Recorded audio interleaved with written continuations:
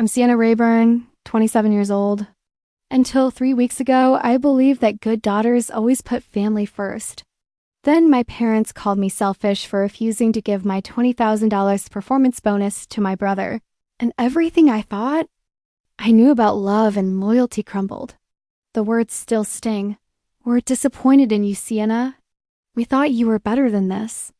What they didn't know was that I had been supporting our family emotionally and financially for years while my brother Dorian bounced from one failed business venture to another.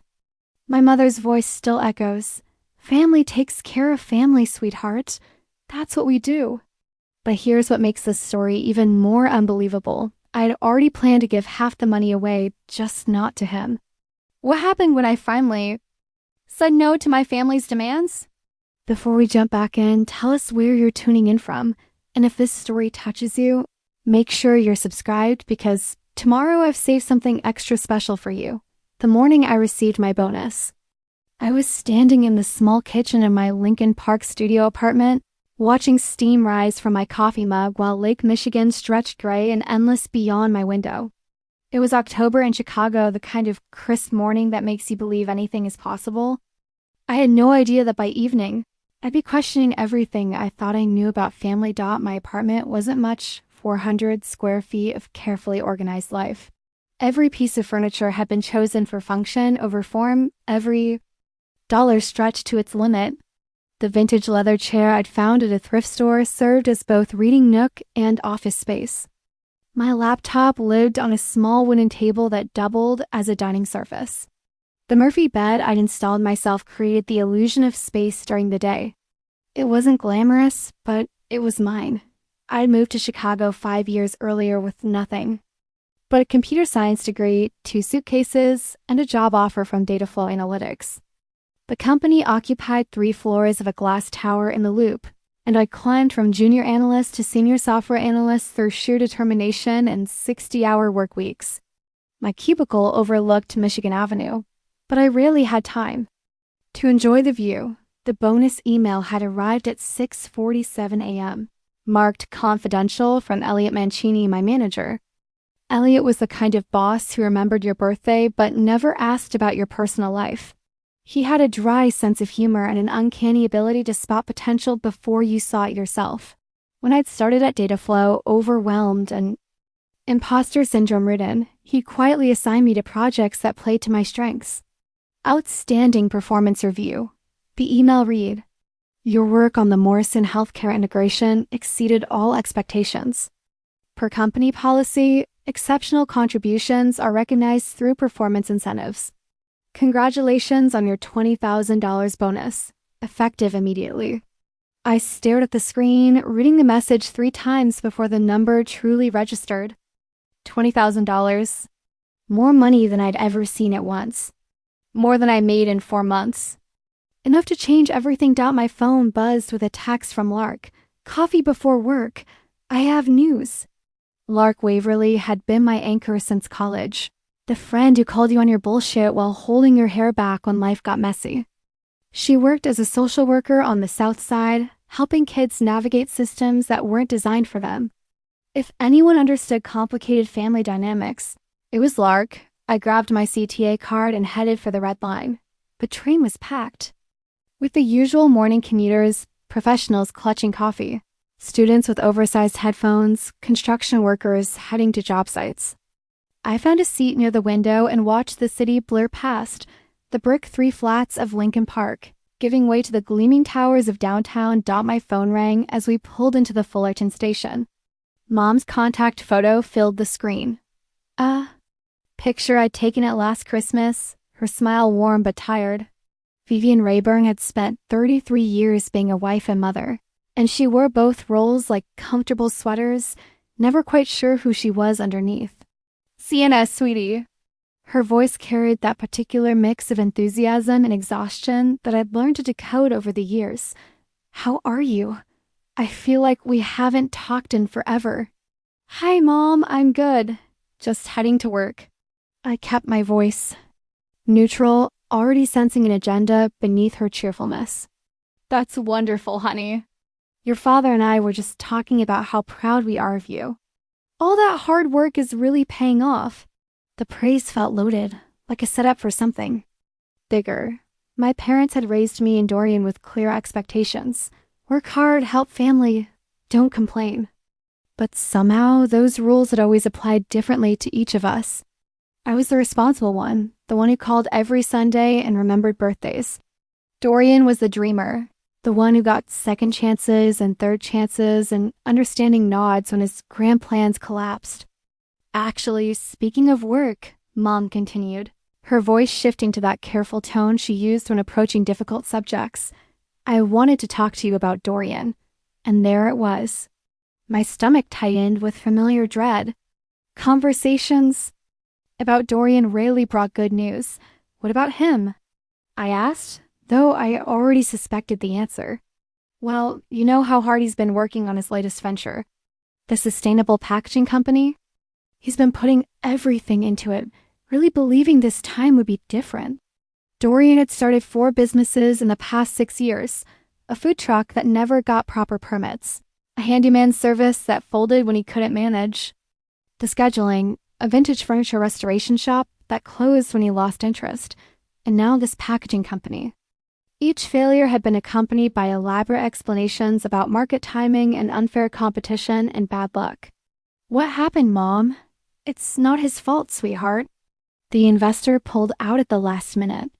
Some nonsense about cash flow. Projections. Dorian had already signed the lease on the warehouse space, ordered equipment. He's in a real bind.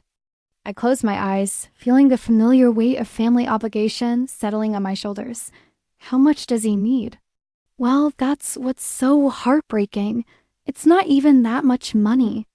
$20,000 would cover everything, the lease penalties, returning the equipment, getting him back on his feet.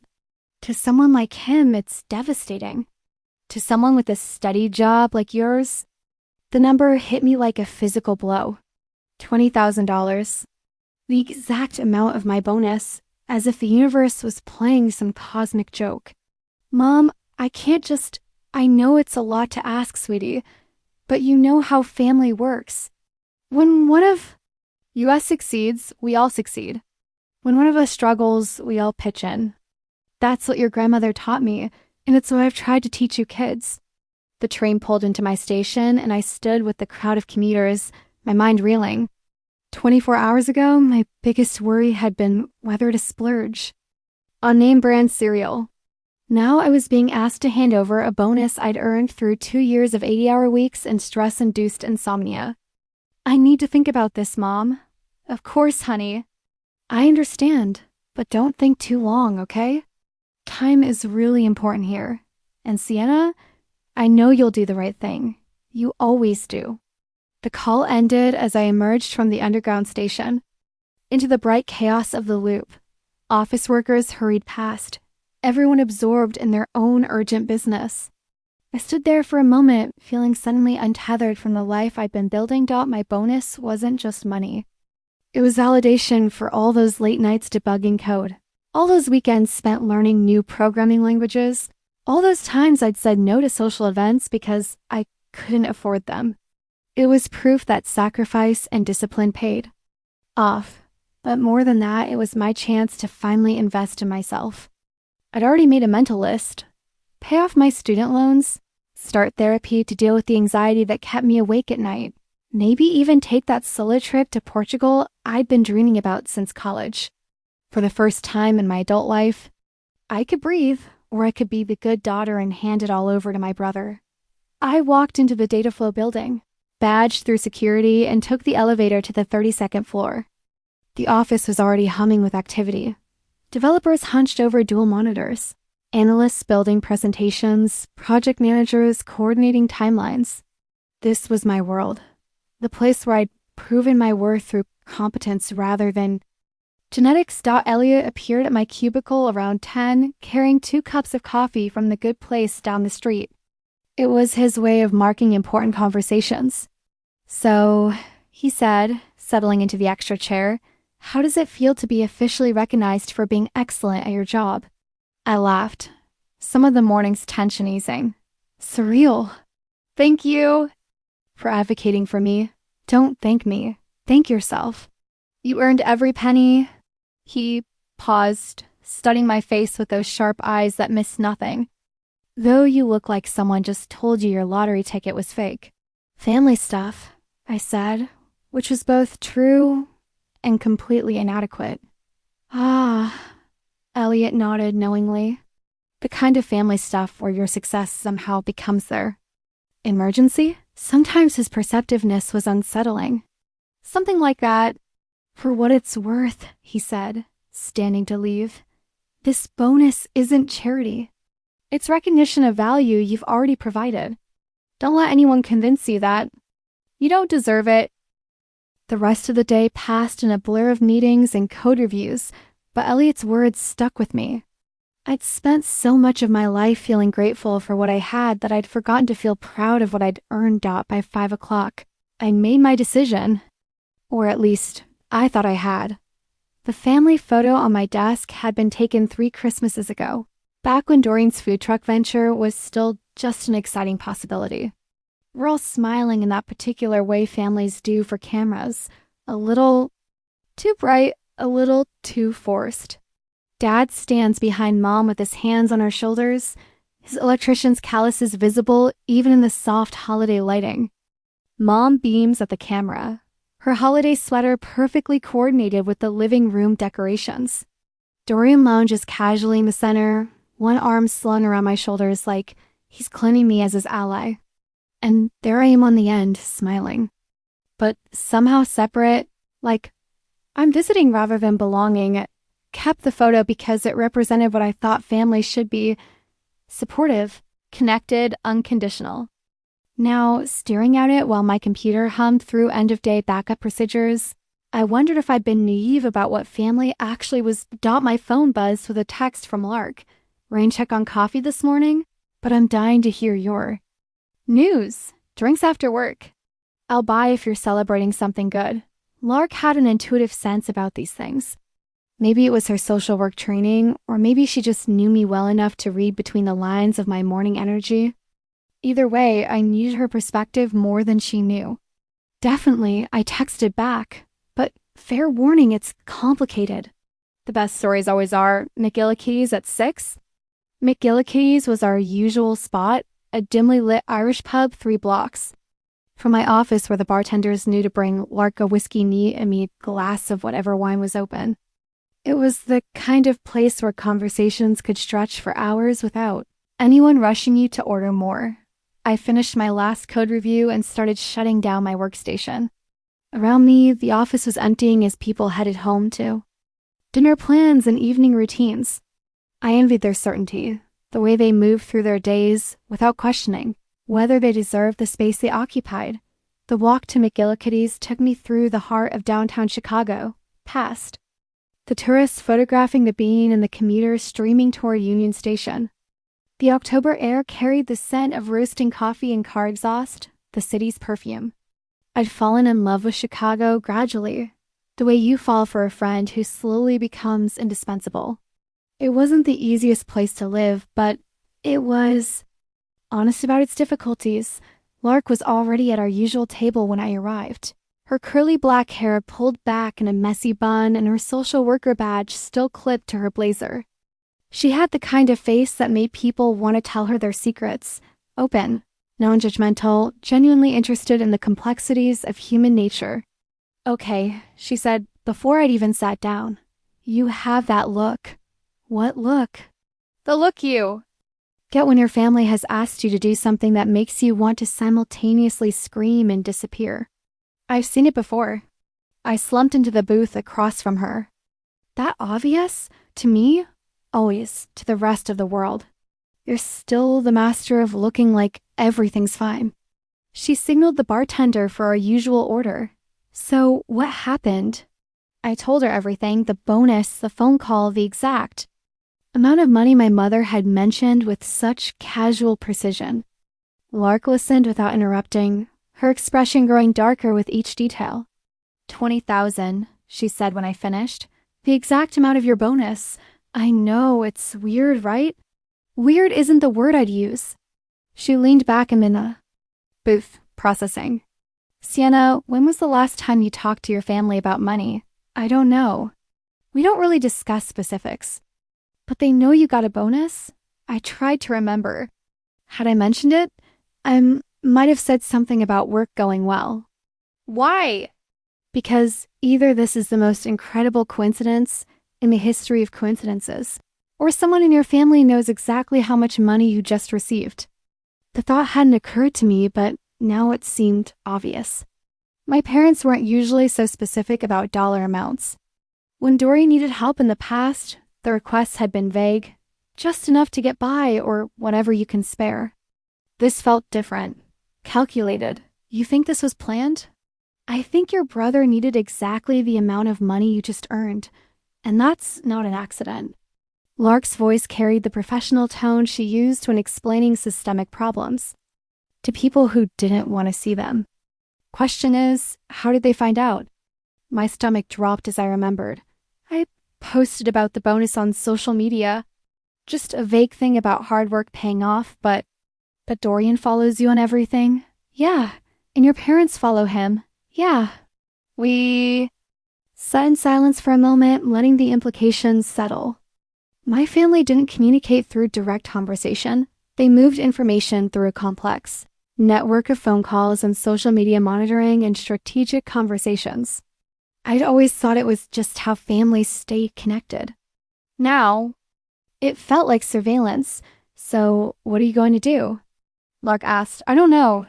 Part of me thinks maybe I should just give him the money.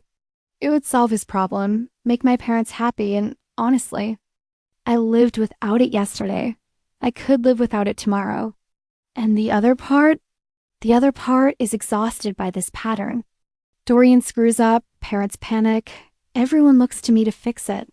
I'm 27 years old, and I've been the family's backup plan since I was 15. Tell me about that.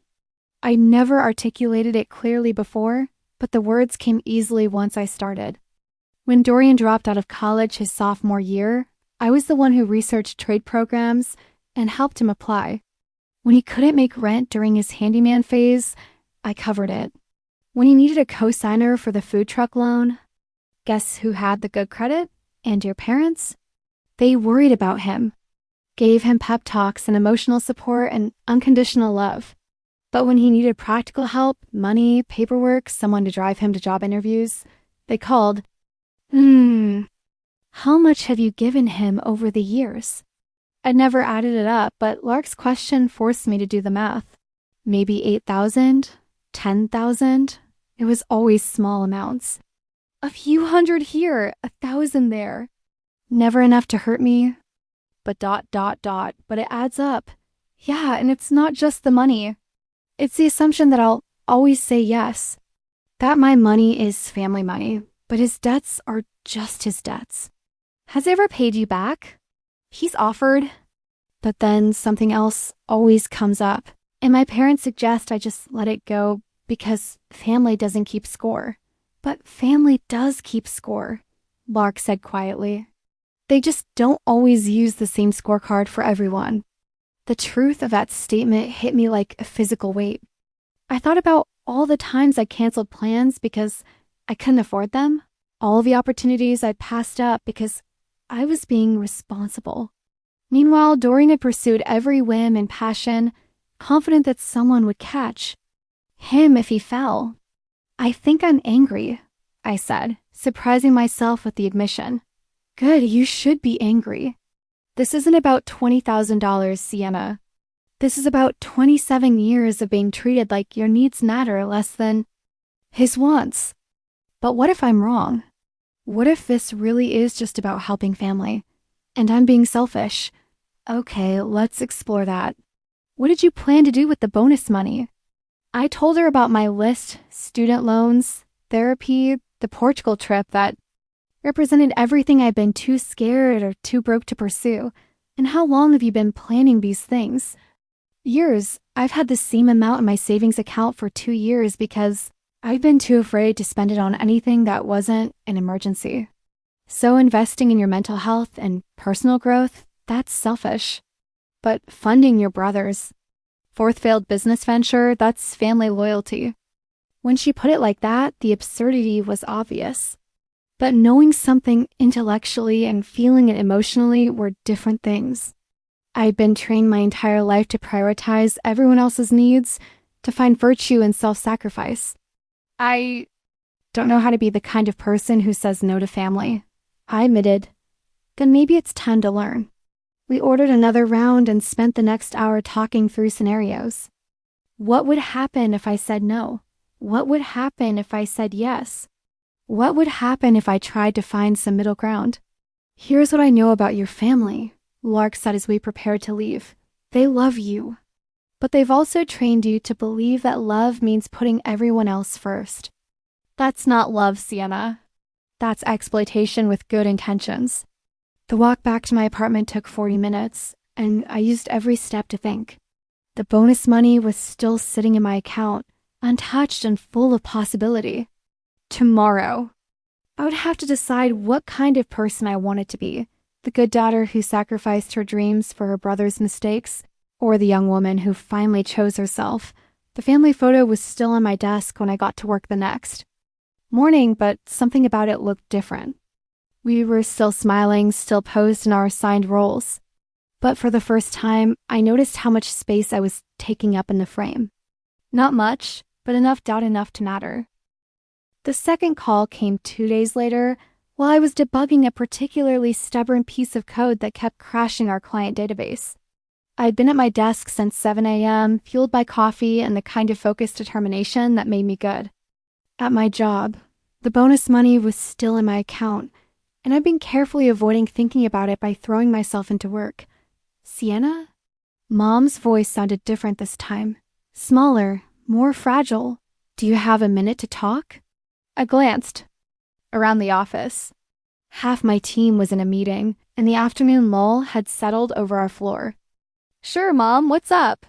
I wanted to follow up on our conversation about Dorian. Have you had a chance to think about what we discussed? The code on my screen blurred as my attention shifted entirely to the phone call. I'm still thinking about it. Of course, sweetheart, it's a big decision. But I'm worried about how much time we have. The lease penalties accumulate daily, and the equipment rental company is threatening to charge storage fees. Each detail felt like a small weight being added to my shoulders. I could picture Dorian sitting in his apartment, the trendy loft in Wicker Park that cost twice what my studio did, surrounded by business plans and empty coffee cups, waiting for someone else to solve his problems. Mom, can I ask you something? Anything. Honey, how did you know I got a bonus? The pause was brief but telling. What do you mean? You asked for exactly $20,000. That's exactly how much my bonus was. Did Dorian tell you? Another pause. Well, yes. He saw your post about work going well and was so excited for you. We all were. That's when he thought maybe this was a sign? A sign? A sign? That the timing worked out for both of you. You getting recognition for your hard work right when he needs help the most. It's like the universe is giving you an opportunity to be the hero of his story. The phrase hit me wrong, hero of his story. Not the protagonist of my own life, but a supporting character in someone else's narrative. Mom, this bonus isn't just money. It's recognition for 2 years of working myself to exhaustion. I have plans for it. What kind of plans? The question sounded innocent, but I could hear the judgment already forming. Personal things. Debt reduction, self-care, maybe travel. Oh, sweetie. Her voice carried a note of disappointment that cut, deeper than anger would have. I understand wanting nice things for yourself, but when your brother is facing real financial ruin, I guess I just thought you'd see the bigger picture. What bigger picture? Family, Sienna. The fact that we take care of each other. Your father and I made so many sacrifices over the years to make sure you kids had opportunities.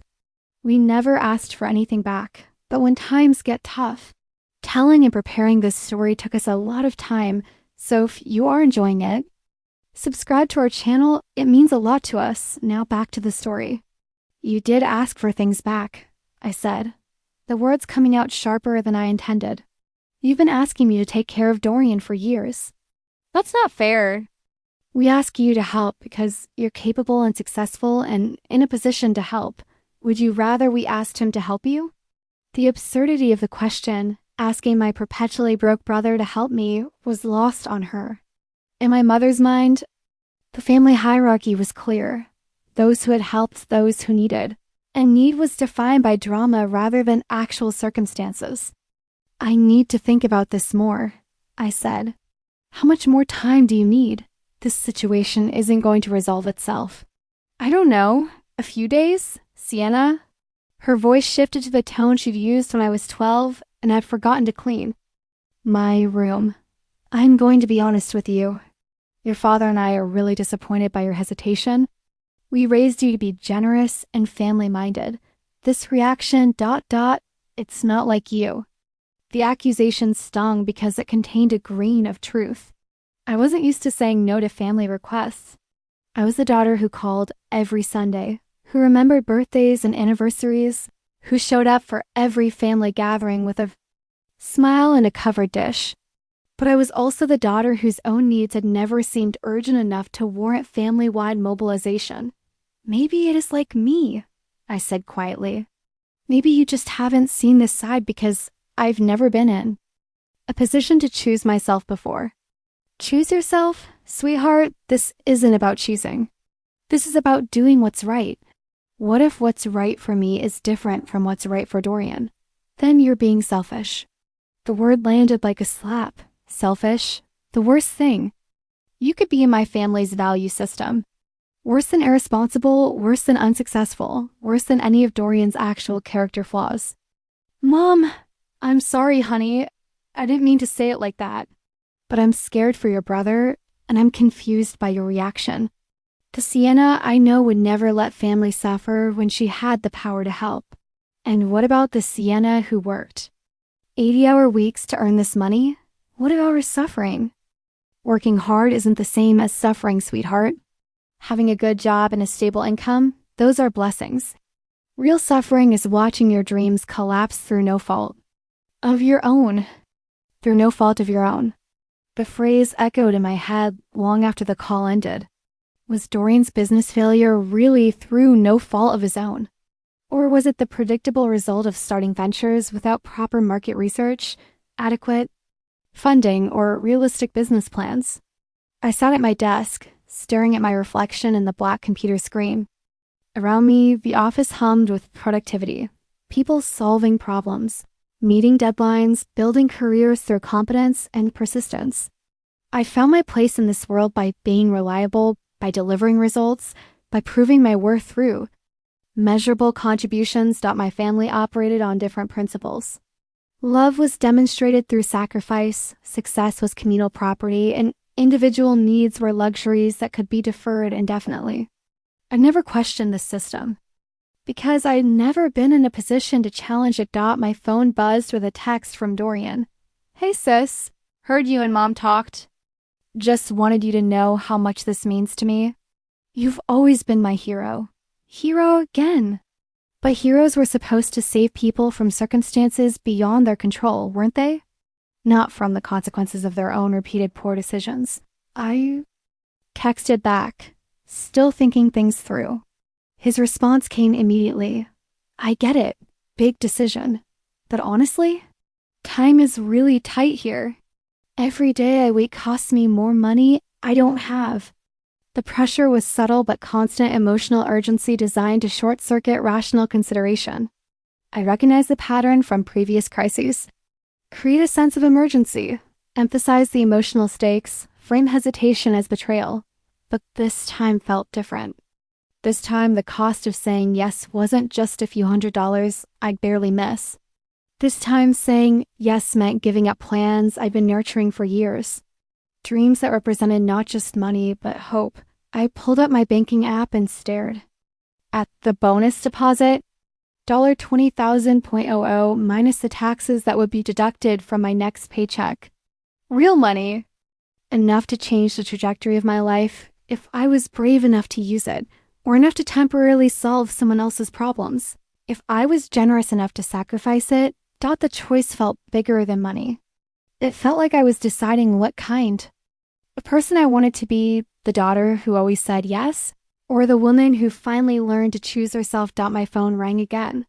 This time it was Dad. Sienna? Your mother's pretty upset about your conversation today. Dad rarely called me directly.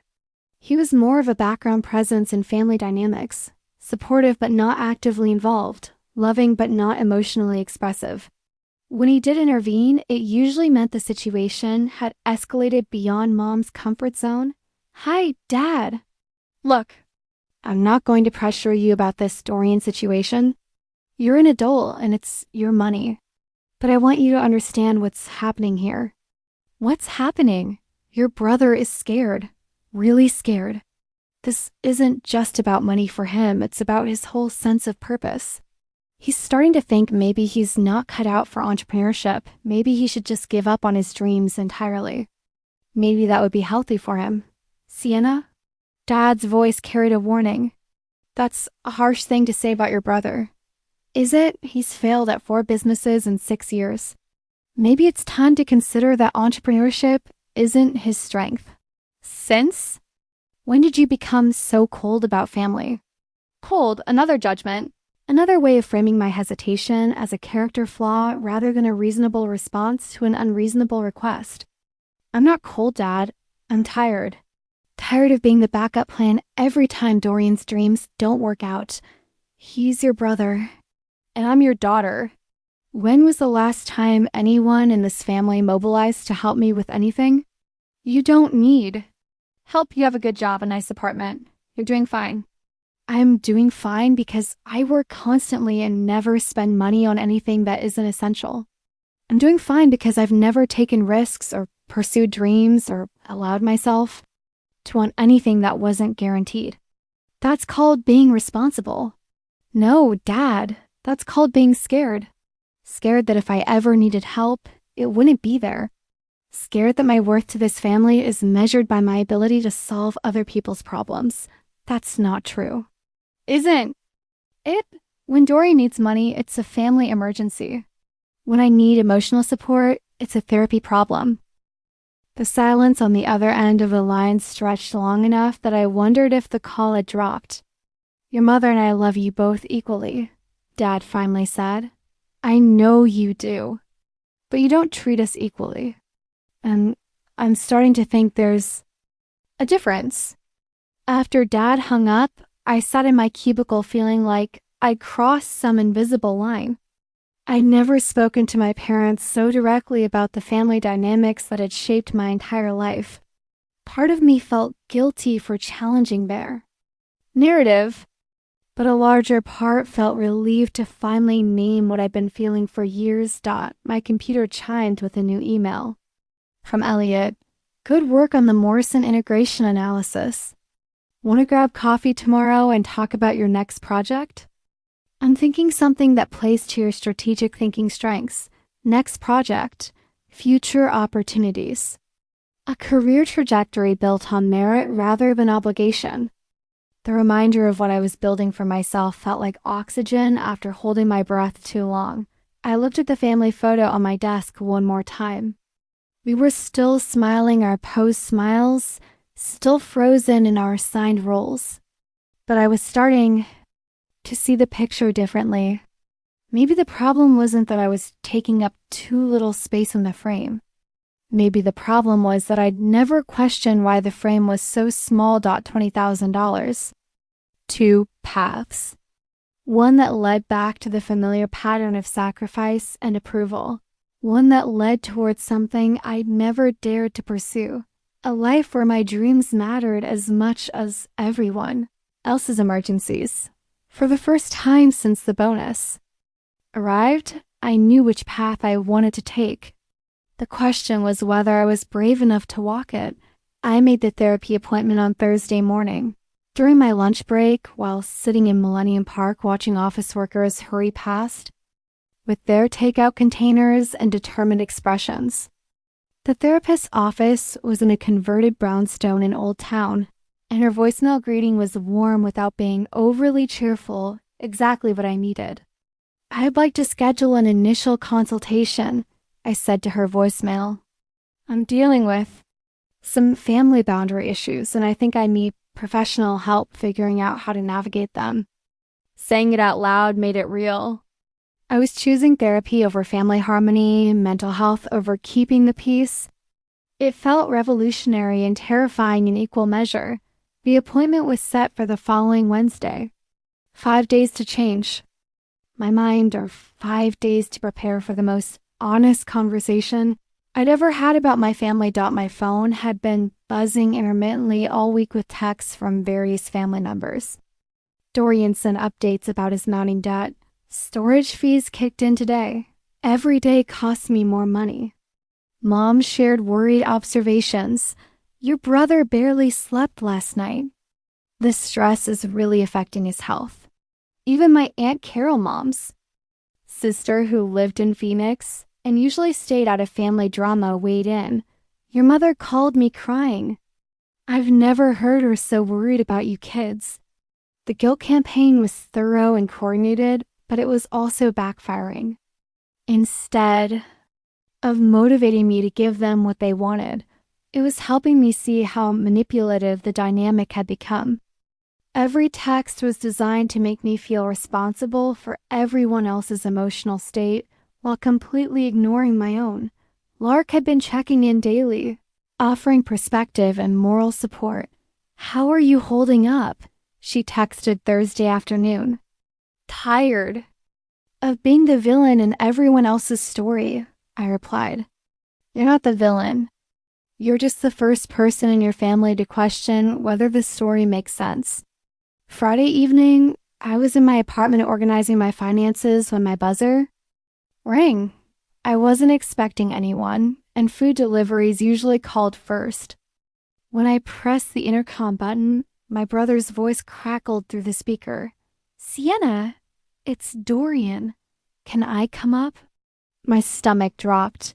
Dorian had never visited my apartment uninvited. He'd been there exactly 3 times in 5 years, always with advance notice, and usually because he needed something. An unannounced visit meant the situation had escalated beyond phone calls and text messages.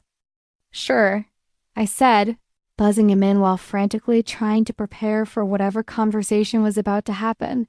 He appeared at my door 5 minutes later, looking uncharacteristically disheveled. Dorian usually dressed like the successful entrepreneur. He wanted to be expensive jeans, artfully casual button-downs, shoes that cost more than my monthly groceries. Tonight he wore a wrinkled t-shirt and looked like he hadn't slept. Hey, he said, not quite meeting my eyes. Sorry to just show up like this. It's okay, come in.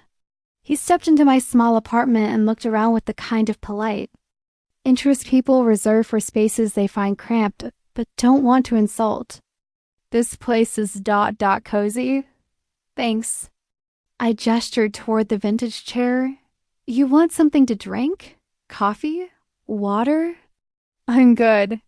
He sat on the edge of the chair like he might need to leave quickly. I wanted to talk to you about this bonus situation. Okay. I think there's been some misunderstanding. Mom and Dad are making it sound like I asked you for money, but that's not how it happened. I settled on my bed, maintaining distance while trying to look open to conversation. How did it happen?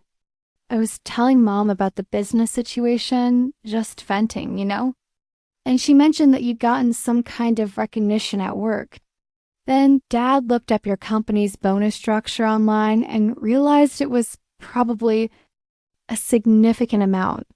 Dad researched my company's bonus structure. He was excited for you. We all were. And then Mom said maybe the timing was meant to be like a way for both of us to benefit from your success. Both of us. Yeah, you get the recognition and validation of earning it, and I get the chance to save my business. Win-win. The logic was so twisted it was almost impressive. In Dorian's mind, my achievement was a fortunate coincidence that could solve his problems. The possibility that I might want to use my own money for my own purposes seemed not to have occurred. To him, Dorian, this bonus represents 2 years of working myself to exhaustion. I have plans for it. What kind of plans? Personal ones, financial goals, self-care, maybe travel. He nodded like he was listening, but his expression suggested. He was really just waiting for his turn to talk. I get that. And normally I would never ask you to give up your personal plans. But this situation is different. How is it different? Because this isn't just about money for me. This is about my entire future. If this business fails, I'll have to declare bankruptcy. My credit will be destroyed. I'll probably have to move back in with Mom and Dad. The threat was subtle but clear. If I didn't help him, he'd become an even bigger burden on our parents. My refusal would have consequences that extended beyond just him. Have you considered getting a regular job? I asked. Just temporarily. While you figure out your next move. His expression shifted, and for a moment I saw something that looked like genuine hurt. You really think I should just give up on my dreams? I think you should consider that entrepreneurship might not be your strength. Wow. He stood up, pacing to my small window and back. I never thought I'd hear my own sister tell me to stop. Believing in myself, that's not what I said. It's what you meant. You want me to get some corporate job, sit in a cubicle for 40 years, and pretend that's success. I sit in a cubicle, Dorian. Are you saying my life isn't successful? That's different. You're good at that stuff. Detail-oriented work following other people's plans. It suits you. The condescension stung, but it also clarified something important. In Dorian's mind, my work wasn't creative or visionary. It was just what naturally cautious people did when they couldn't handle the risks of real entrepreneurship. You know what suits me? I said, finally having enough money to invest in my own growth and happiness. That's what suits me. But what about family loyalty? What about it? Where was family loyalty when you started your fourth business without a solid financial plan? Where was family loyalty when you signed a lease you couldn't afford? I'm not perfect, Sienna. I make mistakes, but at least I'm trying to build something meaningful instead of just playing it safe all the time. Playing it safe? I moved to a city where I knew nobody, built a career from scratch, and earned a bonus through 2 years of work that regularly left me too exhausted to have a social life. That's not playing it safe. That's building something real. I'm not attacking your choices. Yes, you are. You're saying my work is boring and my goals are selfish, and my hesitation to fund your dreams is a character flaw. He sat back down, running his hands through his hair. I didn't come here to fight with you. Why did you come here?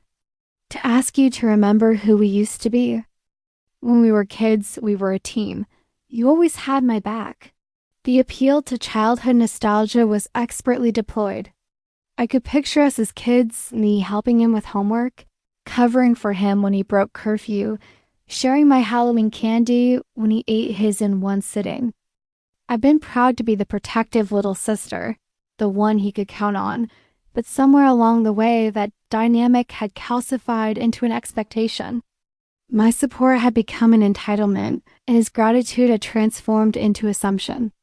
I do have your back, I said.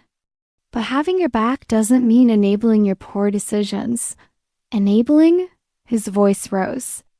Jesus, Sienna, you sound like a self-help book. Maybe that's because I've been reading them, trying to understand why I feel guilty for wanting to use my own money for my own life. And what do the self-help books say? That healthy relationships require reciprocity. That love shouldn't come with a condition of constant sacrifice. This isn't constant sacrifice. This is one time, one crisis, one chance for you to literally save my future. It's not one time, Dorian. You needed money for the food truck loan. You needed help with rent during the handyman phase. You needed a co-signer for business credit cards. This is the pattern, not the exception. I was building toward something. All of those were investments in my eventual success. And what about my investments in my eventual success? When do I get to build towards something? You are building towards something. You have a career, financial stability, respect from your colleagues, all of which I earned without asking family members to sacrifice their dreams for my mistakes. We sat in silence for several minutes. Outside my window, the city hummed with Friday night energy, people heading out for dinner, couples walking. Hand in hand, friends laughing on their way to bars. I envied their lightness, their ability to move through the world without carrying the weight of everyone else's expectations. I'm scared, Dorian said finally, his voice smaller than I'd heard. It's since we were children. I know. If this business fails, I don't know what I'm going to do. I'm 31 years old, and I've never held a traditional job for more than 6 months. My resume is a disaster. I have no savings, no backup plan, no skills that translate to a regular workplace. For the first time in our conversation, he sounded genuinely vulnerable rather than strategically manipulative. I felt my resolve waver, the familiar urge to fix his problems rising in my chest. That's scary, I said. But it's also not my fault or my responsibility to fix. I'm not asking you to fix it. I'm asking you to help me fix it. With my money I earned from my plans, money you could earn again. I might never get another chance like this. You've said that about every business venture. Because it's true every time. Each failure teaches me something. Each setback brings me closer to figuring out what works. At what cost? To you, to mom and dad, to me? At the cost of not giving up on my dreams. What if your dreams are wrong? What if the thing you're meant to do is something completely different? Then I'd rather fail trying than succeed at something that doesn't matter to me. I understood the sentiment, but I also recognized the selfishness embedded in it. Dorian got to pursue his dreams with abandon because he knew someone would catch him when he fell. He could afford to be romantic about failure because he never truly experienced its consequences. I can't give you the money, I said. Can't. Or won't. Won't. I'm choosing not to. Because you think I don't deserve it. Because I think I deserve to choose what happens to my own achievements. He stared at me like I'd become a stranger. I don't understand what's happened to you. Nothing's happened to me. I've just stopped pretending that my needs don't matter. Your needs matter, but so do mine. So does family. Family goes both ways, Dorian. When was the last time you asked what I needed? When was the last time you offered to help me with anything? You never seem to need help. Because I learned not to. Ask for it. Because I learned that as family, having needs makes you a burden. That's not true, isn't it? Tell me one single time, when you went out of your way to support my goals or help me through a difficult situation. He opened his mouth to respond, then closed it again. The silence stretched long enough to prove my point. I thought so, I said. I'm a good brother. You're a good brother when it's easy, when it costs you nothing. But when it comes to real support, emotional, practical, financial, the exchange only goes one way. I'm asking for help during the worst crisis of my life, and I'm trying to build the best chapter of mine. Why does your crisis automatically take priority over my opportunity? He stood up again, this time with finality. Because family helps family. Because that's what love looks like. Because when you have the power to save someone you care about, you do it. Even if it means sacrificing your own future? If necessary, yes. Well, I don't agree. I think love should make space for everyone's dreams, not just the loudest person's emergencies. He walked to my door, then turned back. Mom and Dad are going to be heartbroken. They'll be disappointed. There's a difference. Is there when your choices cause other people pain? Yes. Disappointment means your expectations weren't met. Heartbreak means someone you love has been genuinely harmed. I'm not harming anyone by choosing to invest in myself. You're harming me. No, I'm refusing to rescue you from the consequences of your own decisions. That's not the same thing. After he left, I sat in my apartment feeling hollowed out by the conversation. Part of me wanted to call him back, transfer the money, and restore the peace. But a larger part felt relief at finally articulating what I'd been thinking for years. I pulled out my laptop and began researching therapists more seriously, reading profiles and treatment approaches. If I was going to navigate this family crisis without losing myself, I needed professional help. The therapy appointment card went on my refrigerator next to my grocery list and utility. BILL is a small reminder that I was finally learning to treat my emotional needs as practical necessities rather than luxury items. $20,000 was still sitting in my account, but it felt different now. Not like money I might give away, but like money I was actively choosing to keep. The shift in perspective was subtle but significant. I was learning to see myself as the protagonist of my own story, rather than a supporting character in everyone. Elsa's drama. It was harder than I'd expected, but also more liberating than I dared to hope that the group text started innocuously enough. Sunday morning, while I was drinking coffee and reading the news, my phone buzzed with a message from Mom. Family group chat, love you all, followed by a string of heart emojis. Within minutes, the thread exploded into a complex negotiation disguised as casual family conversation. Dorian, good morning, everyone. Hope you're all having a peaceful Sunday. Dad, just finished fixing the kitchen faucet. YouTube University pays off again. Mom, your father is so handy. Sienna, how are you, sweetie? The question felt loaded. Every family interaction now carried subtext about the bonus money and my continued refusal to hand it over. It had been a week since Dorian's visit, and the tension was seeping into every conversation. Me. I'm good. Enjoying a quiet weekend. Mom. That's nice, dear. Dorian, how are you holding up? Dorian. Taking it one day at a time.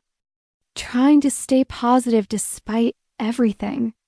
The martyrdom was subtle but unmistakable. Despite everything.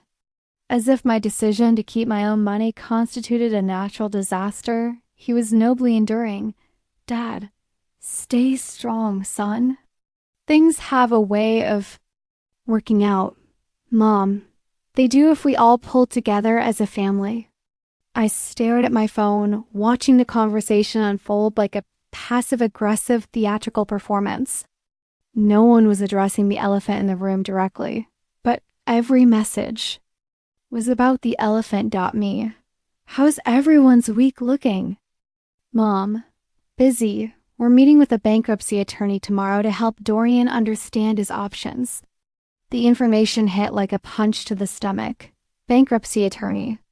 They'd escalated to legal consultation while continuing to present this as a casual family check dash and Dorian. It's just a consultation. Trying to be responsible about understanding all my choices. Dad, smart thinking. Good to know where you stand legally. Mom, though we're praying it doesn't come to that. Bankruptcy would affect his credit for years. The emotional manipulation was masterful. Present the worst case scenario, emphasize the long-term consequences. Imply that I had the power to prevent all of this suffering with one simple decision. Me. I'm sure the attorney will have good advice about next steps. Mom. Yes, the lawyers are expensive too. Every consultation costs money he doesn't have. Dorian, Mom, it's okay. Some things are worth the investment. Dad, at least someone in this family understands the value of investing in solutions. The dig was subtle but unmistakable. At least someone understands investing in solutions. Unlike me, apparently, with my selfish insistence on investing in myself, I put my phone down and walked to my kitchen window. Outside, Lincoln Park was alive with Sunday morning activity, families walking dogs, joggers following the lakefront path, couples browsing the farmer's market. Normal people living normal lives without being guilt-tripped by group text messages. My phone buzzed again. Mom. Sienna? You've been quiet. The conversation had continued while I was at the window. More updates about Dorian's dire circumstances, more subtle references to my ability to solve everything. Me. Just making breakfast. You all continue your conversation. Dorian, actually, can I ask everyone something? I've been thinking about what Dad said yesterday about family legacies. Dad, what about it? Dorian, how our grandparents sacrificed everything to give their kids better opportunities. How Mom and Dad worked multiple jobs to put us through school. How family success is always built on people helping each other. I could see where this was going, but I was trapped in the group chat like a deer in headlights, unable to leave without creating even more drama. Dorian, I guess I'm wondering what kind of legacy we want to create for the next generation. Do we want to be the family that pulls together during crises? Or the family that lets individual interests override collective support? Mom, that's beautifully put, honey. Dad, your brother has a point about legacy, Sienna. And there it was. My name finally mentioned directly, attached to a philosophical challenge about family values and generational responsibility. Me. I think legacy is also about teaching independence and personal responsibility. Dorian, but what about compassion? What about recognizing that sometimes good people face circumstances beyond their control? Me, I have compassion for your situation. But I also think repeated business failures might not be beyond your control. The group chat went silent. I'd crossed a line from passive resistance to direct confrontation, and everyone was processing the implications. Mom. Sienna, that was unnecessarily harsh. Dad, your brother is going through a difficult time. This isn't the moment for tough love. Dorian, it's okay. I understand that not everyone sees entrepreneurship as worthwhile. The response was perfectly calculated, hurt but forgiving, disappointed but understanding. It made me look like the cruel sister attacking her vulnerable brother during his darkest hour. Me. I'm not attacking entrepreneurship. I'm questioning whether funding repeated failures is actually helpful. Mom, so you'd rather watch your brother lose everything than part with money you didn't even know you had 2 weeks ago? The framing was brilliant. Money I didn't even know I had. As if the bonus was found cash rather than earned compensation. As if my lack of prior knowledge about it somehow diminished my right to keep it. Me. I'd rather see him develop sustainable financial habits than rely on family bailouts. Dorian. Wow, bailouts. Is that really how you see helping your brother? Dad, that's a cold way to talk about family support. I was losing ground rapidly. Every response I made was being reframed as evidence of my selfishness, while every one of their messages reinforced their position as the reasonable, loving family members trying to help each other. Me. I need to step away from this conversation. Mom, running away won't solve anything, sweetie.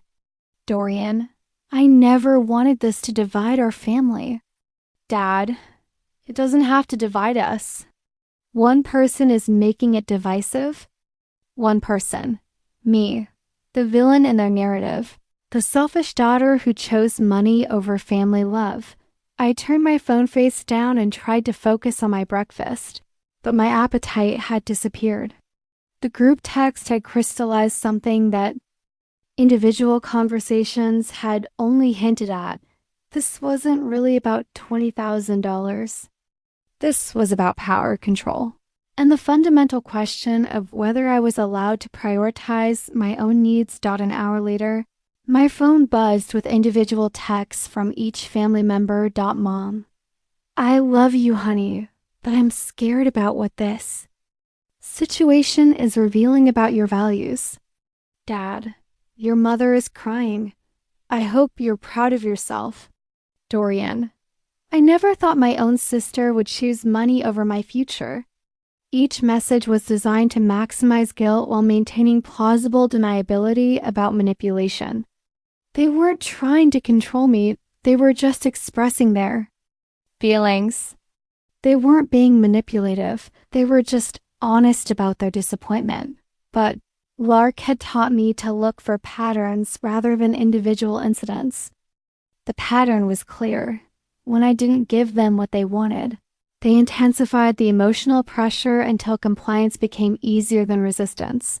I screenshot the group text conversation and sent it to Lark with a message. Is this what gaslighting looks like? Her response came quickly. That's exactly what gaslighting looks like. They're making you question your own judgment by presenting their manipulation as normal family dynamics. How do I respond? You don't have to respond at all. You're allowed to step away from conversations that are designed to manipulate you. The idea of not responding felt revolutionary.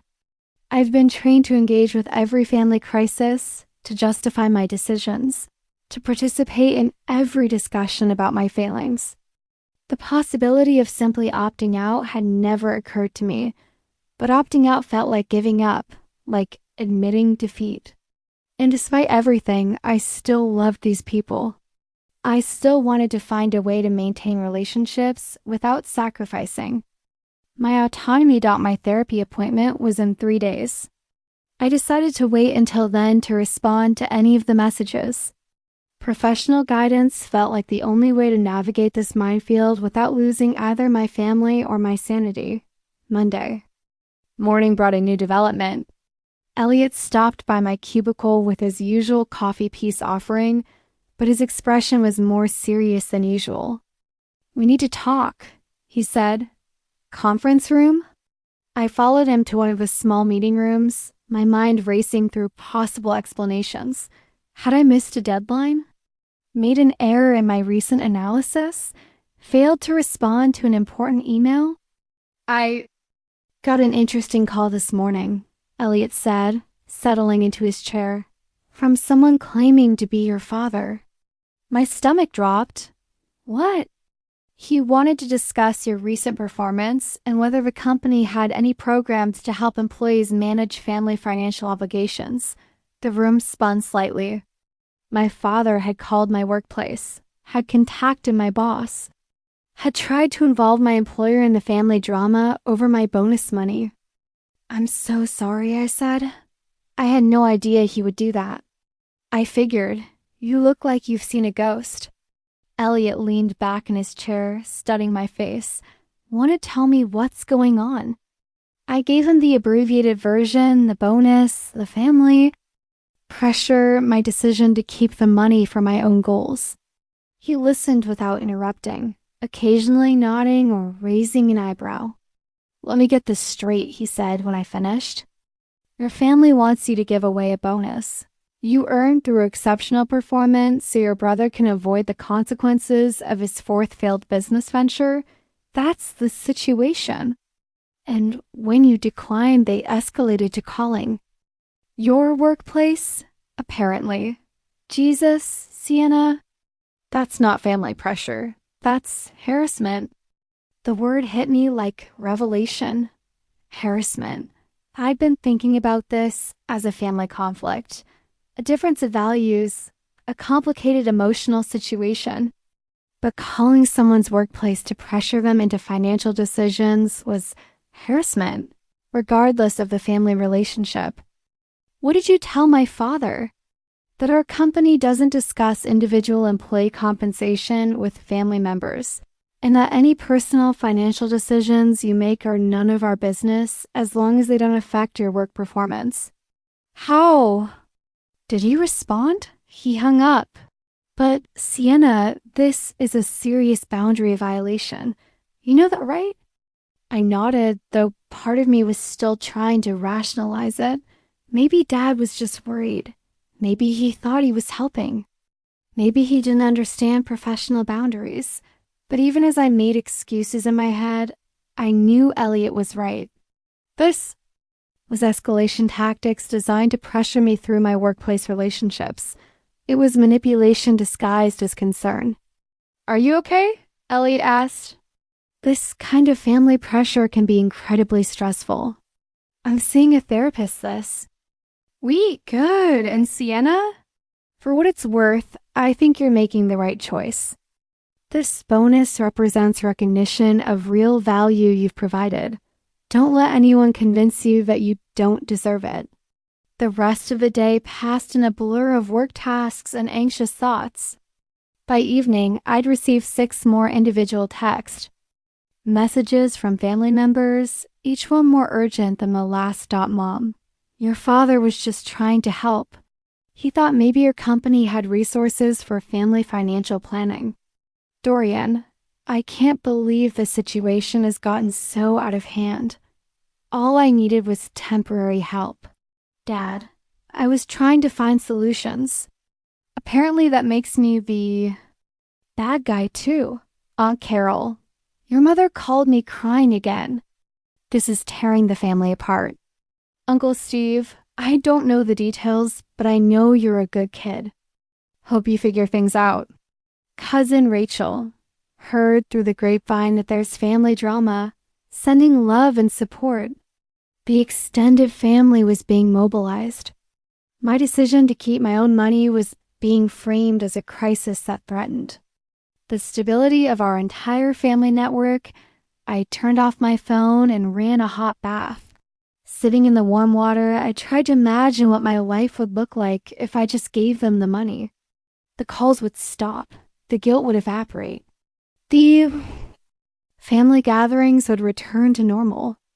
I could go back to being the good daughter, the reliable sister, the person everyone could count on, but I could also imagine what my life would look like if I stood firm. Therapy to deal with anxiety and boundary issues. Debt reduction that would give me real financial freedom. The Portugal trip that represented everything I've been too scared to pursue. A future built on my own choices rather than everyone else's expectations. Both futures were possible, but only one of them was mine. I got out of the bath and turned my phone back on. 17 new messages waited, but I didn't read them. Instead, I opened my banking app and looked at the bonus money one more time. $20,000. My achievement, my choice. My future. The therapy appointment was still 2 days away, but I was already beginning to understand what I needed to discuss. Not just how to handle this particular crisis, but how to build a life where my dreams mattered as much as everyone else's emergencies. The group text thread was still going. I noticed 47 new messages since I'd stopped participating. The conversation had evolved into a full family meeting conducted via smartphone, with everyone weighing in on my character, my choices, and my future. But for the first time since this whole situation began, I didn't feel compelled to read every message or respond to every accusation. I was learning the difference between being part of a family and being controlled by one. It was a small distinction, but it felt like the beginning of everything. The therapy session on Wednesday changed everything, but not in the way I expected. Dr. Sarah Martinez was exactly what I'd hoped for. Mid-40s, professionally warm, with the kind of calm presence that made difficult conversations feel manageable. Her office was in a converted Victorian house, filled with plants and soft lighting that invited honesty. Tell me what brought you here, she said after we'd settled into comfortable chairs. I gave her the full story, the bonus, the family pressure, the escalating manipulation tactics. She listened without judgment, occasionally asking clarifying questions or making notes in her leather portfolio. How long have these family dynamics been in place? She asked when I finished. Forever, I guess. I've always been the responsible one. And how has that role served you? It's given me a sense of purpose, made me feel valuable to my family. But how has it served your own growth and development? The question caught me off guard. I'd never considered whether being the family caretaker had helped or hindered my personal development. It had simply been my role, as natural and unquestioned as having brown hair or being 5'6". I'm not sure it has served my growth, I admitted. What would it look like to prioritize your own development for once? Selfish, I said automatically. According to whom? According to ... everyone? Or according to people who benefit from your self-sacrifice? The session continued for 50 minutes. But that question, who benefits from your self-sacrifice? Echoed in my mind long after I left her office. I walked back to work through the crisp October afternoon, feeling like I'd been given permission to question assumptions. I never thought to examine. My phone was buzzing constantly with family messages, but I'd started leaving it on silent during work hours. The digital detox was already improving my focus and reducing my anxiety. But when I finally checked my messages that evening, one stood out from the usual guilt-laden communications. It was from my cousin Rachel, Aunt Carol's daughter who lived in Phoenix. Rachel and I had been close as kids, but had drifted apart as adults. She was 3 years older, worked in marketing, and had always struck me as refreshingly direct. Hey, cuz, her text read. Can you call me when you get a chance? Want to talk about this family drama, but not in the group chat circus. I called her immediately. Thank God, Rachel said when she picked up. I was starting to think you'd been kidnapped by the family guilt police. Close, I said. How much do you know about what's happening? Enough to be concerned. My mom has been getting daily updates from Aunt Vivian about your supposed character transformation. According to the family narrative, you've become a heartless, money-obsessed monster who's abandoning her brother in his hour of need. That's basically accurate to how they're presenting it. Right, which is why I wanted to talk to you directly. Because I know you, Sienna, and that description doesn't match the person who helped me through my divorce 2 years ago. I'd forgotten about that. When Rachel's marriage imploded, I'd spent hours on the phone with her, helped her research lawyers, even sent her money for a security deposit when she needed to move out quickly. No one had framed that as a family obligation or coordinated a campaign to ensure she got help. What's your take on this situation? I asked. Honestly, I think Dorian is manipulating everyone, including you, but I also think there's something you don't know about his financial situation. What do you mean? I mean, I live in the same city as my mom, and she tends to overshare when she's worried. Last month, she mentioned that Uncle Martin was concerned about some inconsistencies in Dorian's story. My father had concerns about Dorian's story. That was news to me. Dad had seemed completely supportive of the family pressure campaign. What kind of inconsistencies? Something about Dorian's business expenses not adding up. Your dad has been in construction his whole life. He knows what equipment costs, what commercial leases run in different areas. He started asking detailed questions about Dorian's financial claims. And Dorian got defensive and told him to stop micromanaging his business decisions. Which, is a weird response when someone is asking for detailed information about how they plan to use a $20,000 loan. The conversation shifted something in my understanding of the family dynamics. If Dad had concerns about Dorian's financial honesty, why was he participating in the pressure campaign? Why was he presenting a united front while privately harboring doubts? Rachel, do you think Dorian is lying about his financial situation? I think Dorian has been lying about a lot of things for a long time, and everyone has been enabling it because it's easier than confronting uncomfortable truths. After we hung up, I sat in my apartment trying to process this new information. What if the family crisis wasn't really about family loyalty? What if it was about covering up Dorian's deception? I spent Thursday evening researching. If Dorian had been lying about his financial situation, there might be evidence available through public records. Business registrations, property records, bankruptcy filings. Most of that information was accessible online if you knew where to look. What I found was disturbing. Dorian's sustainable packaging company was registered with the state, but the business address listed was a UPS store mailbox. The equipment he claimed to have purchased didn't appear on any public financing records. The warehouse lease he supposedly couldn't escape wasn't registered under his business name or his personal name in any searchable database. More troubling, I found records of a limited liability company he'd never mentioned, Rayburn Holdings, LL5, that had been registered 8 months earlier. The company had a real business address in a trendy part of town and appeared to own several assets, including a 2019 BMW lease and a timeshare in Colorado. I screenshot everything and spent Friday morning trying to decide what to do with the information. Confronting Dorian directly would give him a chance to create explanations, but presenting the evidence to my parents might blow up the entire family dynamic.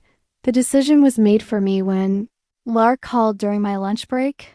"I have news," she said without preamble. "Remember how you mentioned that your brother's story seemed too convenient? Well, I know someone who might be able to help us verify his claims." "What kind of someone?" "A private investigator.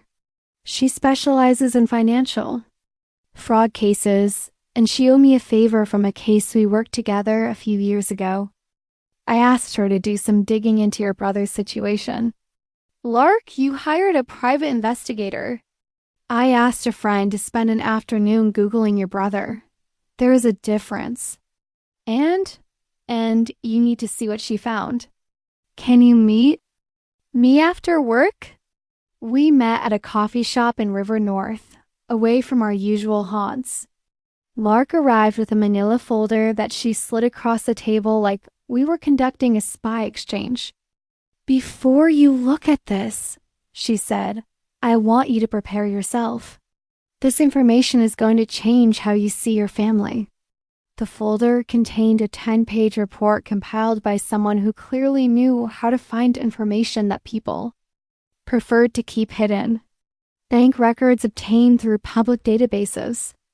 Credit reports pulled from legitimate sources.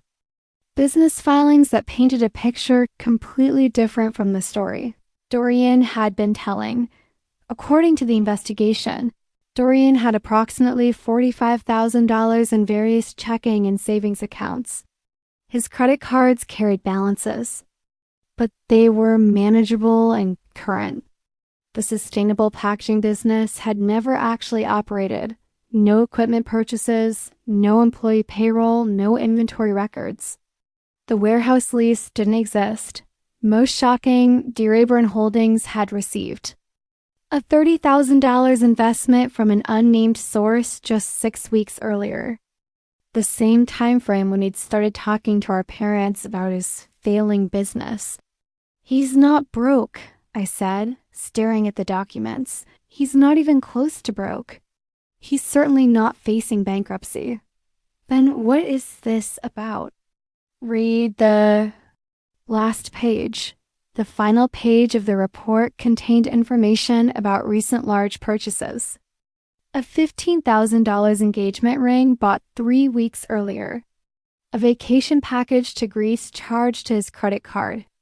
Payments to a wedding planner and venue deposits for a spring ceremony.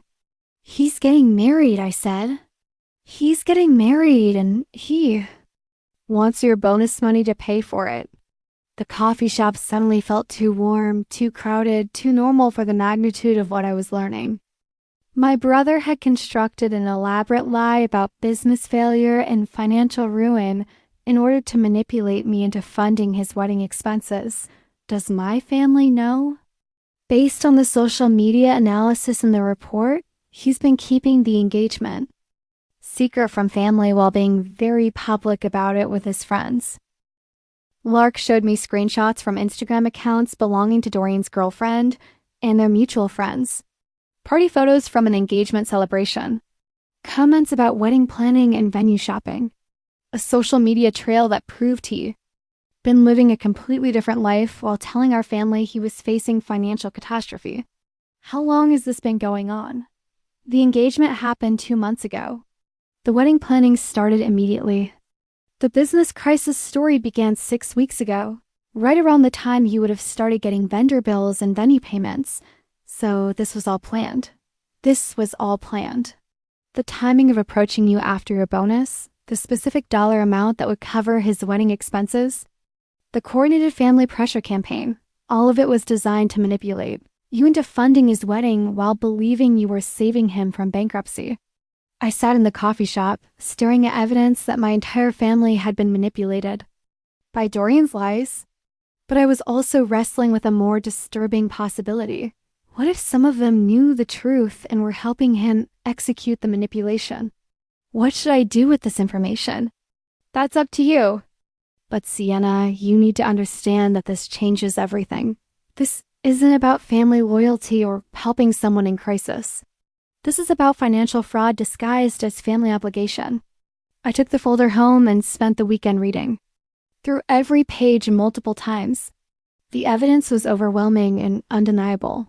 Dorian had created an elaborate fiction designed to extract money from me under false pretenses. But the more I thought about it, the more I realized that the specific lie mattered less than the underlying dynamic.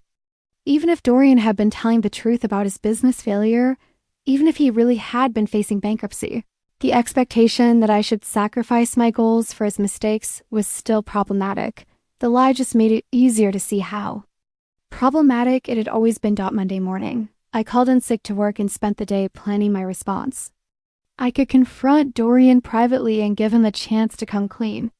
I could present the evidence to my parents and let them handle the fallout. I could simply keep the information to myself and use it as justification for my continued refusal to give him money. Or I could do something that had never occurred to me before. I could take control of the narrative entirely. By evening, I'd made my decision. The family group chat was about to get very interesting. I spent Tuesday morning organizing the evidence like I was preparing for a crucial work presentation. The private investigator's report went into a folder labeled financial records. Screenshots from social media went into social media evidence. Bank statements and business registration documents got their own sections. If I was going to blow up my family's narrative, I wanted to be thorough and unassailable. The evidence was damning, but I kept second-guessing myself. Was I overreacting? Was there some innocent explanation for the discrepancies? Was I about to destroy my relationship with my family over a misunderstanding? Then I remembered Dr. Martinez's question from therapy. Who benefits from your self-sacrifice? The answer was becoming clearer every day. Not me, not our family relationships, not even Dorian, who was learning that lies and manipulation could get him whatever he wanted. My phone had been mercifully quiet for most of Monday, but Tuesday brought a new escalation. Mom called during my lunch break, her voice tight with controlled emotion. Sienna, we need to talk. Okay, your father and I have been discussing this situation, and we've decided to make you an offer. What kind of offer? We're prepared to take out a home equity loan to help Dorian if you're really unable to contribute. But we wanted to give you one last chance to do the right thing before we put our retirement security at risk. The manipulation was breathtaking in its audacity. They were threatening to jeopardize their own financial future to make me feel guilty about my decision. Never mind that they had no obligation to bail out their 31-year-old son. Never Mine that taking on debt to fund his fourth failed business venture was objectively terrible financial planning. Mom, you shouldn't take out a loan you can't afford. We can afford it, it's just not ideal. But family is more important than financial convenience. Has Dorian shown you a detailed business plan, financial projections? Evidence that this loan would actually solve his problems long term? He doesn't need to show us anything, Sienna. He's our son and we trust him. But you're asking me to show proof that I deserve to keep my own money. That's different. How is it different? Because you're not facing a crisis. You're just wanting things for yourself. Wanting things for yourself? As if personal goals and self-improvement were character flaws rather than normal human aspirations. I need go, I said. We can continue this conversation later. Sienna, wait, there's something else. I braced myself for the next manipulation tactic. Dorian has asked us to plan a family dinner this weekend. He wants to discuss the situation in person, as a family. He thinks we can work through this if we're all in the same room. A family meeting. The final boss battle of family manipulation, where I'd be outnumbered 4-1 and expected to justify my selfish decision to keep my own money while they presented a united front of disappointed relatives. I don't think that's a good idea. Why not? Are you afraid to face this in person? I'm not afraid.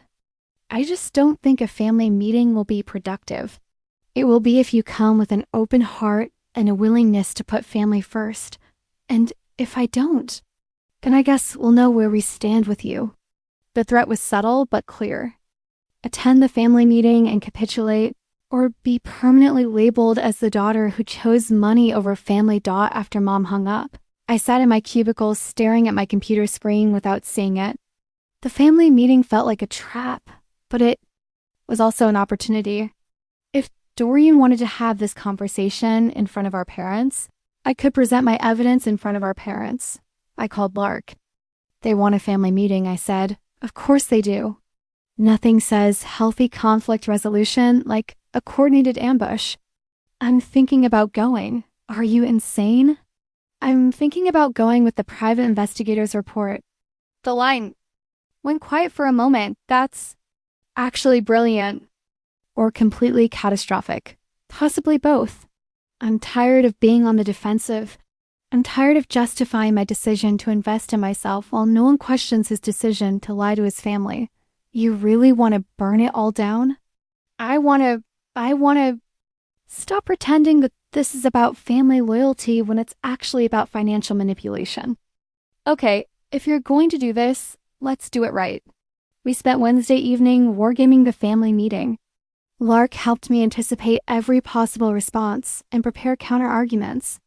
We practiced presenting the evidence in a way that was clear but not accusatory, factual but not cruel. Remember, Lark said, you're not trying to destroy Dorian. You're trying to establish truth as the foundation for family conversations. What if they don't care about the truth? What if they're so invested in the narrative that they refuse to acknowledge the evidence? Then you'll know something important about your family that you didn't know before. Thursday brought a flurry of messages as the family meeting took shape. The location, Mom and Dad's house in the suburbs. The time, Saturday afternoon after lunch. The agenda, resolving our family. Crisis with love and understanding. Dorian sent me a private text, looking forward to Saturday. I think once we're all together, we can find a solution that works for everyone. I screenshot his message and added it to my evidence folder. Find a solution that works for everyone, meaning find a way to convince me to give him the money he was planning to spend on his secret wedding. Friday evening, I had my second therapy session with Dr. Martinez. I told her about the evidence I'd discovered and my plan to present it at the family meeting. How do you feel about confronting your family with this information? She asked, terrified, but also relieved. I'm tired of being the only person in this situation who's telling the truth. What's your goal for the meeting? Honestly, I want them to know who they're really dealing with. I want them to understand that their golden child has been manipulating all of us. And what if that doesn't change their behavior? What if they choose to believe Dorian despite the evidence? The question forced me to confront a possibility I'd been avoiding. Then I guess I'll know that our family values loyalty over truth. How would that change your relationship with them? I don't know. But I'd rather have an honest relationship with clear boundaries than a fake relationship based on my willingness to be manipulated. Saturday morning, I woke up with the kind of nervous energy that comes before major life events. I printed copies of the key evidence, the bank statements, the business registration documents, the social media screenshots. Everything was organized in a professional binder that looked like something I might present to clients at work. The drive to my parents' house took 45 minutes, giving me plenty of time to second-guess my decision. I could still turn around, show up empty-handed, and try to navigate the meeting with just words and emotions. But I knew from experience that words and emotions weren't enough when confronting practice manipulators. The house looked exactly the same as always, a modest 2-story colonial in a neighborhood of similar houses, with Mom's meticulously maintained flower garden and Dad's perfectly organized garage. It was the house where I'd learned to ride a bike, where we'd opened Christmas presents, where I'd studied for college entrance exams. At the kitchen table dot, it was also the house where I'd learned that my needs came second to everyone else's emergencies. I parked in the driveway next to Dorian's BMW, the one he supposedly couldn't afford, and sat for a moment collecting my thoughts. Through the front window, I could see my family gathered in the living room, probably discussing strategy for the conversation ahead. For the first time in my adult life, I was walking into a family situation with my own strategy. The realization was both empowering and heartbreaking.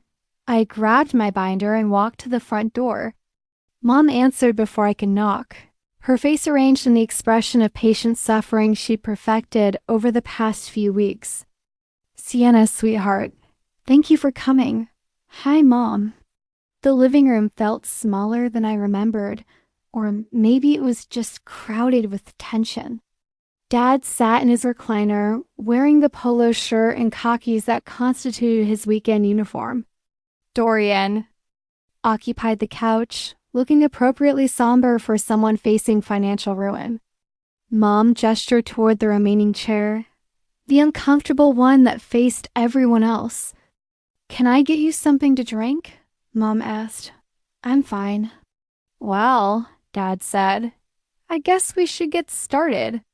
"Before we do," I said, "I have some information that I think everyone should see." Dorian's expression shifted slightly, not quite alarm, but heightened attention. "What kind of information?" I opened my binder and pulled out the first set of documents. "I've been thinking about your business situation, and some things weren't adding up for me. So I did some research." "What kind of research?" Mom asked. "Public records research. Business registrations, financial filings, that sort of thing." The room went very quiet. Dad leaned forward in his chair. Dorian's face had gone carefully blank. "Sienna," Mom said carefully, "I'm not sure this is the right approach for a family conversation. I think it's exactly the right approach when family conversations are based on false information." I handed copies of the bank statements to each of them. "These are Dorian's current account balances, obtained through legitimate public record searches. As you can see, he has approximately $45,000 in various accounts." Dorian stared at the documents like they were written in a foreign language. "Where did you get these?" "Public records. Available to anyone who knows how to look." Mom was scanning the papers with growing confusion. "I don't understand. You told us you were broke." "I am broke," Dorian said. "Those accounts, that money is tied up in business expenses." "Which business expenses?" I asked, pulling out the next set of documents. "Because according to state records, your sustainable packaging company has never actually operated. No payroll, no inventory, no equipment purchases." Dad was reading through the evidence with the methodical attention he brought to electrical schematics. Son, these numbers don't match what you told us.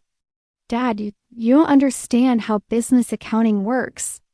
I understand enough to know that a company with no activity doesn't have $45,000 in operating expenses. I handed out the social media screenshots. I also found these pictures from your engagement party 2 months ago. Comments about wedding planning, venue deposits, and catering contracts. The silence that followed was the loudest sound I ever heard. Mom stared at the pictures like they were evidence of alien life. You're engaged? We were going to tell you. When? Dad's voice carried a note I'd never heard before. Not anger. Exactly. Disappointment deeper than frustration. After we figured out the wedding logistics? You mean after we figured out how to get someone else to pay for it, I said. That's not what this is about. I pulled out the final piece of evidence, the business registration for D. Rayburn, holdings, and the record of his recent $30,000 investment. Then what is it about? Because according to this, you received $30,000 6 weeks ago, right around the time you started telling us about your business crisis. Dorian looked at the documents, then at our parents, then back at me. I could see him calculating whether to double down on the lies or try a different approach. Okay, he said finally. Yes, I'm engaged. Yes, we're planning a wedding. But the business situation is still real. Which business situation? The non-existent packaging company or the mysterious D. Rayburn holdings that you've never mentioned? Sienna, you're making this sound more dramatic than it is. Am I? Because from where I'm sitting, it looks like you created an elaborate fiction about financial ruin in order to manipulate me into funding your wedding expenses. The accusation hung in the air like smoke from a fire that was just beginning to catch.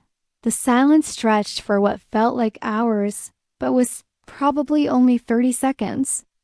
Dad set down the financial documents and removed his reading glasses, cleaning them with the deliberate movements of someone buying time to process information. Dorian, he said finally, is what your sister is saying true? It's complicated, Dad. No. I said, it's actually very simple. You told us you were facing bankruptcy to manipulate me into giving you $20,000 for your wedding. That's fraud. That's a strong word, Mom said, but her voice lacked conviction. It's the correct word.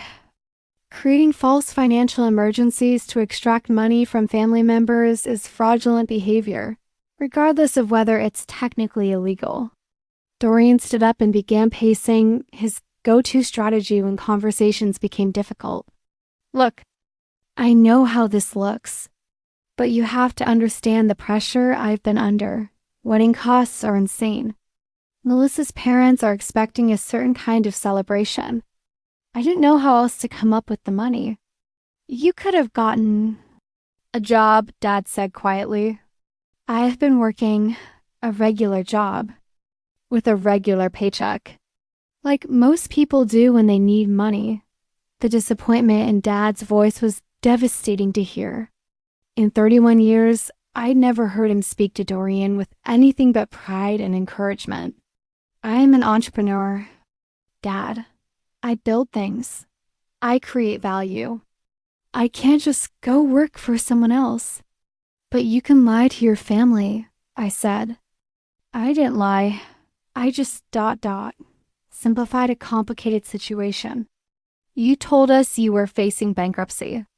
You said you'd lost everything. You claimed you couldn't make rent. Those weren't simplifications, they were complete fabrications. Mom was staring at the engagement photos with an expression I couldn't read. How long have you been engaged? 2 months. 2 months, and you didn't think to tell your family? We wanted to plan everything first. Figure out the details before involving everyone else. By figuring out the details, you mean figuring out how to get me to pay for it, I said. That wasn't the plan from the beginning. When did it become the plan? Dad interrupted. When exactly did you decide to lie to your family about your financial situation? Dorian's pacing became more agitated. When I realized that being honest wouldn't get me what I needed. The admission was so casual, so matter-of-fact, that it took a moment to register. He'd made a conscious decision to deceive us because honesty wouldn't have produced the desired financial outcome. Jesus, Dorian, Dad said. Don't act like this is some major betrayal. Families help each other with big expenses all the time. Families? Who are honest with each other, Mom said. Families who ask for help instead of manipulating people into providing it. I did ask for help. No, I said. You created a crisis that made refusing to help seem morally unconscionable. That's not asking, that's emotional blackmail. You want to talk about emotional blackmail? What about this whole investigation? What about bringing private documents to a family meeting? What about trying to destroy my reputation with my own parents? I brought evidence to a conversation that was supposedly about helping you with a financial crisis.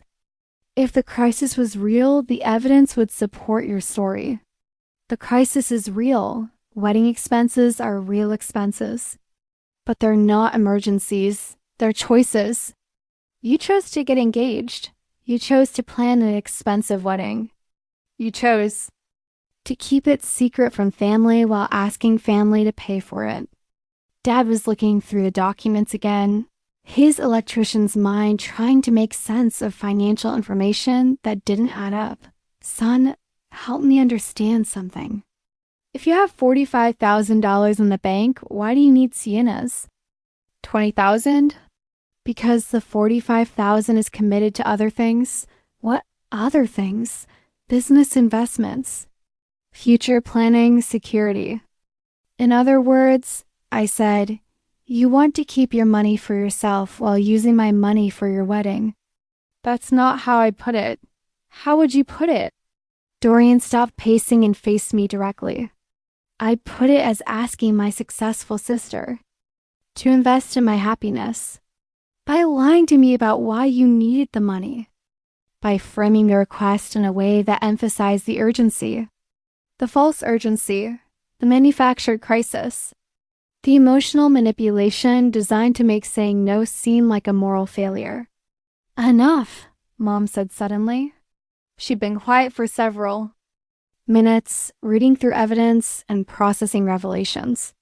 Dorian, sit down, he sat. Sienna, thank you for bringing this information to our attention. I blinked in surprise. Of all the responses I'd anticipated, gratitude wasn't one of them. I owe you an apology, Mom continued. I owe you several apologies. For pressuring you to give away money you earned. For questioning your character when you hesitated. For allowing myself to be manipulated into manipulating you. Mom, no, let me finish. I've spent the last 2 weeks disappointed in you, and it turns out I should have been disappointed in myself. For not asking better questions. For not demanding honesty from your brother. For assuming that family loyalty meant accepting whatever story we were told. Dad nodded slowly. Your mother's right. We failed you, Sienna, and we failed Dorian too in a different way. How did you fail me? Dorian asked. By enabling this behavior. By teaching you that charm and manipulation could substitute for honesty. And responsibility. I'm not manipulative. You created a fictional financial crisis to extract money from your sister for your wedding expenses, I said. That's the definition of manipulation. I needed help. Then you should have asked for help, honestly. I'm getting married and wondering if you'd be willing to contribute to wedding expenses is a reasonable request. I'm facing bankruptcy and you're my only hope is emotional manipulation. Would you have said yes if I'd asked honestly? The question hung in the air. Would I have contributed to his wedding expenses if he'd asked directly? I don't know, I said. But you never gave me the chance to make that decision based on truth. because you would have said no. Maybe, but that would have been my right. So this whole thing is about your right to be selfish. No, this whole thing is about my right to make informed decisions about my own money. Dad cleared his throat. Dorian, I think you need to apologize to your sister. For what? For lying to her. For lying to us. For turning a family celebration into a family crisis. For making all of us complicit in pressuring her to do something based on false information. I'm sorry you feel that way, but I'm sorry you feel that way, I interrupted. That's not an apology. That's blame disguised as regret. Fine, I'm sorry I lied. But I'm not sorry for trying to solve my problems, by making them my problems, by asking family for help, by manipulating family into helping through deception and emotional blackmail. Mom stood up and walked to the window overlooking her garden. I need to understand something, Dorian. If you have $45,000 available, why can't you pay for your own wedding? Because that money is for other things? What other things are more important than taking responsibility for your own choices? Mom, you don't understand how money works when you're building a business. I understand how money works when you're planning a wedding, she said. You budget based on what you can afford. You don't lie to family members to cover expenses you can't pay. Everyone gets help with weddings. It's normal for families to contribute. It's normal for families to offer contributions, Dad said. It's not normal to extort contributions through false emergency scenarios. I looked around the room at my parents processing the reality of their son's deception, and my brother realizing that his manipulation strategy had backfired spectacularly. This was the conversation I'd been dreading, but it was also the most honest discussion our family had ever had. I have something to say, I announced. Everyone turned toward me. Even if Dorian had been telling the truth about his financial situation, I still wouldn't have given him the money. What? Mom looked confused. Even if he really was facing bankruptcy, even if he really had lost everything, even if he really needed exactly $20,000 to save his business, I still would have said no. Why? Dad asked. Because I'm 27 years old, and I've been the family backup plan since I was 15. Because I earned that bonus through 2 years of working myself to exhaustion. Because I finally have enough money to invest in my own growth and happiness, and I deserve to make that investment. But family, Mom started, family goes both ways. Family means supporting each other's dreams, not just rescuing each other from poor decisions. Family means honest communication, not manipulation and guilt. Family means recognizing that everyone's needs matter, not just the loudest person's emergencies. I stood up, gathering my evidence back into the binder. I love you all, but I'm done being the family member who sacrifices her dreams so everyone else can pursue theirs without consequences. Where are you going? Mom asked. Home, to plan my trip to Portugal and schedule more therapy sessions and pay down my student loans, to invest my bonus money in my own future. What about Dorian's wedding? Dad asked. What about it? He has $45,000 and a fiancée with her own resources. I'm sure they'll figure it out. You're really not going to help at all? Dorian asked. I'm helping by refusing to enable your dishonesty. I'm helping by modeling what healthy boundaries look like.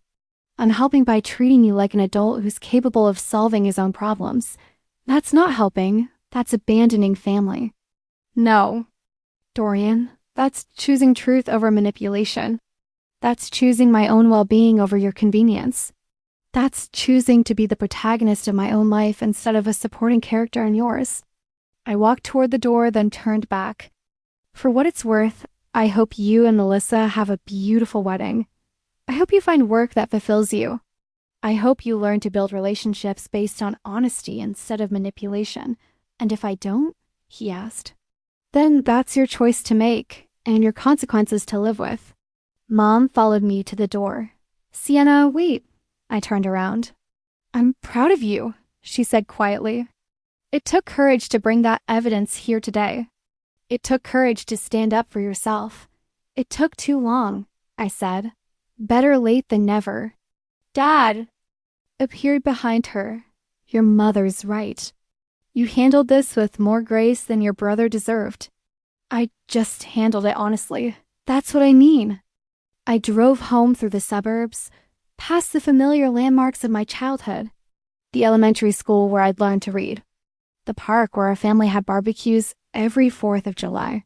The shopping center where I'd gotten my first job at 16. Everything looked the same, but I felt completely different. Like I'd been carrying a weight I hadn't realized was there until I finally set it down. My phone buzzed with texts as I drove. Messages from extended family members who'd apparently been briefed on the afternoon's revelations. But I didn't check them until I was back in my apartment, settled in my vintage chair with a glass of wine and the certainty that I'd finally chosen myself. The texts were a mixture of support and continued pressure. Carol, your mother told me what happened. I'm so sorry you had to deal with that deception. Uncle Steve heard about the family meeting. Hope you can find a way to forgive your brother. Cousin Rachel called it. Proud of you for standing up for yourself. But the text that mattered most came from Mom an hour later. Thank you for forcing us to confront the truth. You're a stronger person than I gave you credit for. Dad and I are taking Dorian off our emergency contact list until he demonstrates that he can handle his own emergencies. We should have done this years ago. I screenshot the message and added it to a new folder on my phone. Evidence of growth. Monday morning, I called the travel agent I'd been researching and booked my trip to Portugal. 2 weeks in October, visiting coastal towns and historic cities and taking photographs of everything that caught my eye. It would be my first solo international trip, funded entirely by money I'd earned and chosen to keep. Tuesday, I had my third therapy session with Dr. Martinez. How are you feeling about the family meeting? She asked. Relieved, sad, proud, exhausted. Tell me about the relief. I don't have to pretend anymore. I don't have to manage everyone else's emotions while ignoring my own. I don't have to justify wanting things for myself. And the sadness? I'm grieving the family I thought I had. The one where love was unconditional and support flowed both ways. What did you learn about the family you actually have?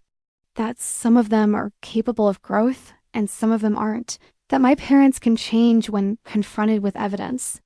That my brother might not be ready to change yet, but that's his choice to make. How does that change your relationship? With them going forward, I'm going to have boundaries. Real ones, with consequences.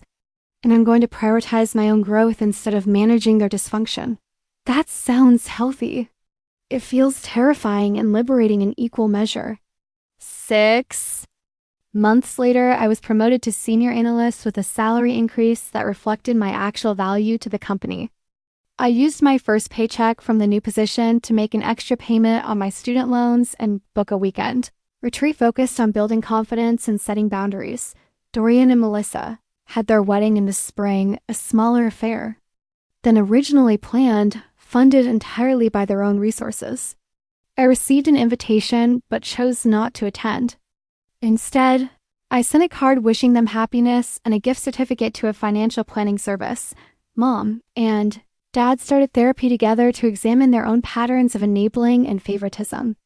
They apologized to me several more times for the pressure campaign, for not questioning Dorian's story, for teaching me that my value came from self-sacrifice rather than self-respect.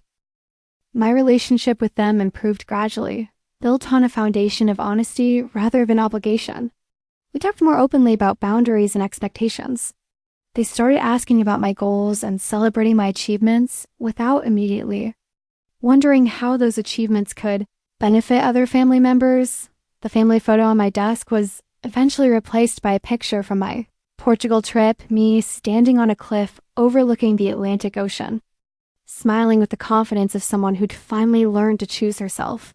The bonus money was long spent on therapy, travel, debt reduction, and a small emergency fund that gave me the security to take reasonable risks. But the real value of that $20,000 wasn't financial. It was the catalyst that taught me the difference between family loyalty and family exploitation. Learned that love doesn't require self-sacrifice, That healthy relationships make space for everyone's dreams. That saying no to manipulation is actually saying yes to authenticity. Most importantly, I learned that choosing yourself isn't selfish, it's necessary. It's the foundation that makes all other relationships possible. The girl who always said yes to family emergencies became a woman who said yes to her own life. And that transformation was worth more than any amount of money. Up next, we have 2 more incredible stories that are waiting for you. Just click the image you want to watch, and it will take you there. If you enjoyed this video, make sure to subscribe. It would mean a lot.